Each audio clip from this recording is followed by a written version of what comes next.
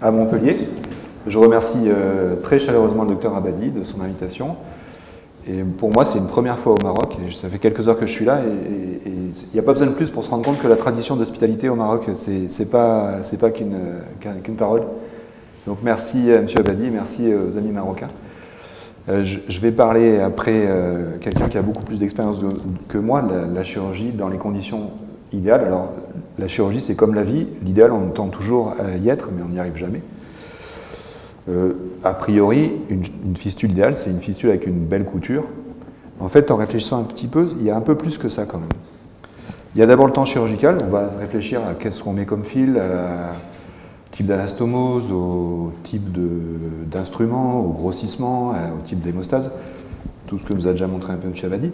Il y a ce qui vient avant, il y a l'échomarquage préopératoire, la consultation avec l'anesthésiste, l'anesthésie, la consultation avec l'angiologue, avec le chirurgien, qui sont à mon avis capitales, pour avoir une fistule idéale, entre guillemets. Il faut aussi se former et former ses équipes. Et puis, il y a l'après, il faut évaluer la fistule du patient et évaluer son activité globale. Et en fait, il faut tout ça pour faire, à mon avis, une fistule idéale. Ça commence par la formation. Il a été montré dans cette étude, par exemple, que les chirurgiens qui avaient fait moins de 25 fistules durant leur entraînement, ils avaient 30% de plus d'échecs primaires. Donc la formation, c'est important, ça fait partie des guidelines. Il faut être là. Aujourd'hui, pour se former, c'est la place to be. Et puis, j'en profite pour vous inviter à la Société française d'abord vasculaire la semaine prochaine à Ajaccio. Il faut que le patient ait eu un échodoppler préopératoire. Moi, je ne sais pas les faire comme le fait M. Abadi, donc je les fais faire par un angiologue qui doit préciser la trophicité de la veine, son calibre, son drainage veineux, les solutions de repli éventuelles au niveau de l'artère, l'existence de calcification, le caractère fonctionnel des arcades, le caractère fonctionnel de l'artère ulnaire, évidemment. Ensuite, je les vois en consultation avec l'échodoppler fait par l'angiologue. Il y a plein de recommandations. Comme M. Abadi, je pense qu'il faut voir ses patients tranquillement. Moi, une consultation, d'abord, première fois, c'est une demi-heure. J'essaye de détendre les malades, de les mettre au chaud, examiner la veine avec Sangaro, bras surélevés, bras en là-bas, la manœuvre d'haleine, la prise d'époux. Je remets un consentement éclairé aux malades sur lequel je leur explique que ça ne marche pas toujours, qu'il y a un délai de maturation, qu'il faut parfois les reprendre. On a instauré depuis quelques années un staff d'abord. Tous les premiers mardis du mois, on revoit tous les patients du centre de dialyse avec l'angiologue, le néphrologue, les infirmières référentes.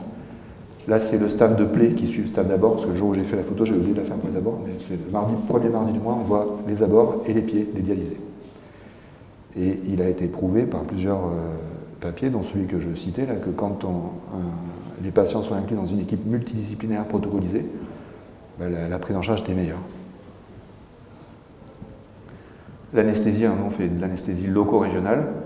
Il a été montré que la vasoplégie induite par l'anesthésie loco-régionale, elle facilitait beaucoup le travail du chirurgien. Donc moi, je n'ai pas le brio de M. Abadi, j'ai besoin d'avoir des vaisseaux qui soient dilatés pour faire une jolie suture. Il y a un marquage préopératoire qui est fait par notre angiologue référent dans le centre, c'est le Dr Brizo, vous avez vu ici. Alors, dans l'idéal, il faudrait que le marquage soit fait après l'anesthésie pour que le marquage puisse être fait avec la vasoplégie induite par le bloc. En pratique, l'angiologue voit le patient avant l'anesthésiste. Au bloc, il y a quelques instruments qui pour moi sont incontournables. Des instruments de microchirurgie. Les clans largables des argites, c'est des instruments de micro-neurochirurgie que j'ai expliqué aux neurochirurgiens. C'est des petits clans largables qui ne sont pas très forts, donc qui respectent les vaisseaux et qui sont peu encombrants.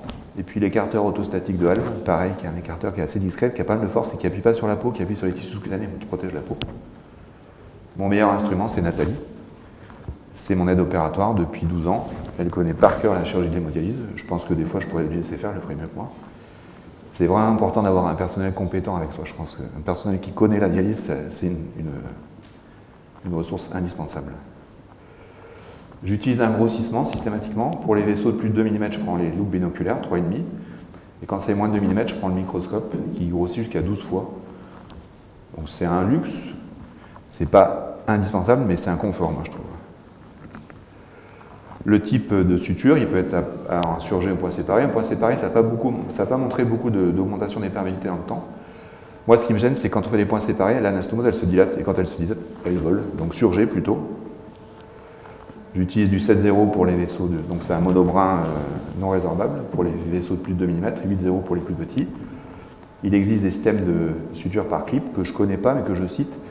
Moi, ça me gêne parce que pour moi, c'est des points séparés, donc ça va se dilater. Quand on regarde au microscope électronique une suture par clip et par fil, on se dit quand même que le clip, il respecte probablement plus l'endothélium. Il y a différents types de sutures. On peut faire des sutures terminolatérales, c'est celles qui sont les plus fréquentes, des latérolatérales. Il y a aussi la technique du piggyback slot, qui est intéressante. En fait, l'auteur, il part sur le principe que la veine, quand on l'amène sur l'artère, il y a une triple rotation, frontale, sagittale et axiale autour de l'axe de la veine. Et c'est cette triple rotation qui probablement ischémie et provoque les sténojuxta astomatiques, enfin participe au sténojuxta astomatique. Après, moi, ce qui me gêne dans cette technique, c'est pour ça que je ne le fais pas, c'est que ça oblige à disséquer la veine sur 4 à 5 cm, et moi, je pense que ça la dévascularise, et donc ça, l'ischémie, ça favorise très probablement les sténojuxta astomatiques. La technique de radar, qui a été décrite par Nirvana, on va dire, c'est un nom qui est compliqué pour moi, qui consiste non pas à amener la veine sur l'artère, mais l'artère sur la veine. Alors moi j'en ai fait un petit peu, j'ai pas eu beaucoup de succès, donc entre mes mains ça n'a pas beaucoup de succès, mais c'est quand même une technique qui sur le plan intellectuel est particulièrement intéressante, je trouve. L'hémostase primaire, je mets un garrot, donc moi je vis dans le luxe, donc j'ai un garrot à usage unique, qu'on déroule avec un anneau anti-élastique à la base qui va venir clamper l'artère, et en déroulant le garrot on fait la chasse veineuse, et normalement ça permet d'avoir un champ exsangue comme ça sans clampage. La taille de l'anastomose, bon, sur la vie on a déjà parlé. Pour les vaisseaux du poignet, en gros, on fait des anastomoses de 7-8 mm. Pour les vaisseaux de l'artère brachiale, on essaie de ne pas dépasser 6 mm. L'angle de l'anastomose, c'est intéressant. Il y a ce travail qui est régulièrement cité qui montre que quand l'angle dépasse 78 degrés, le reflux devient plus important que le flux. Et donc on a une fistule qui aspire et qui vole. L'angle idéal serait de 46,5 degrés. Tous les adjuvants médicamenteux n'ont pas beaucoup montré d'augmentation des perméabilités, sauf l'aspirine. Je pense qu'il faut que nos malades soient tous sous aspirine. Les adjuvants mécaniques, comme le Vascu ou comme l'Optiflow, sont des systèmes, des tuteurs qu'on met soit dedans, soit à l'extérieur de la veine. Moi, j'en ai pas l'expérience. Je pense que ça ne remplace pas une bonne main chirurgicale. Et puis l'écho-doppler péropératoire. Moi, j'en faisais pas, et puis je me suis mis un peu à la fistule percutanée, où là, elle est indispensable. Et je pense que c'est vraiment quelque chose d'intéressant qui doit être évalué et qu'il faut faire si on peut le faire. Un petit film de 2 minutes pour vous montrer la suture idéale, selon moi. Hein. Donc là, on est sous microscope, on dissèque la veine, on essaie d'être très prudent avec les vaisseaux, de les manipuler le moins possible. Le petit écarteur de Hahn dont je vous ai parlé qui s'efface. L'hémostase soigneuse électro-bistoélectrique. Là, je mets le garrot après, une fois que les vaisseaux sont exposés. Les collatérales, je les traite avec de la suture, parce que j'aime bien coudre. Donc voilà, on peut mettre des clips aussi, mais je trouve que la suture, c'est plus élégant. On dissèque l'artère, on voit qu'elle est petite. Hein. On doit faire 2, là. Et on met notre garrot. Donc ça, on l'a déjà vu. Vous avez reconnu mon instrument favori. Dans la personne de Nathalie. Et on poursuit la dissection de l'artère. Et puis après, on va lier notre veine. Et là, on s'aperçoit que notre veine, elle est pleine. Alors, c'est ce que je vous disais, à l'idéal, on tend, mais on n'y arrive pas toujours. Et là, quand on va ouvrir la veine, on s'aperçoit que notre garrot, il a fait garrot veineux. Et on va rapidement être noyé. Donc là, au lieu d'avoir ça, eh ben, on a ça. Donc on ne voit rien, donc on est obligé d'enlever le garrot et de clamper. Ça, c'est la vraie vie. Hein. Vous voyez, notre artère bas, elle n'est pas clampée, donc on enlève le garrot et on met mes petits clanniers argile sur l'artère, l'artéotomie. Souvent, je la mesure, mais bon, c'est vrai qu'au bout d'un moment, on finit un peu par avoir l'œil. Là, c'est une petite artère, donc j'avais dû mesurer à 8 mm. Je fais mon anastomose en commençant par le talon, je ne fais pas d'anastomose suspendue, comme M. Abadi. Je commence par le talon, je vais sur le surjet opposé jusqu'à la pointe, et ensuite je reviens par le talon sur le surjet antérieur.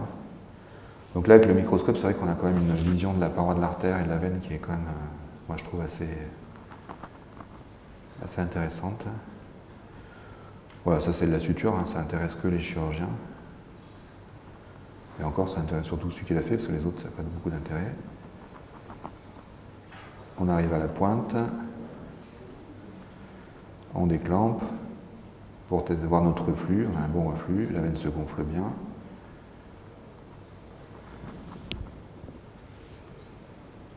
Et normalement, quand on déclampe l'artère, on a tout de suite un trill.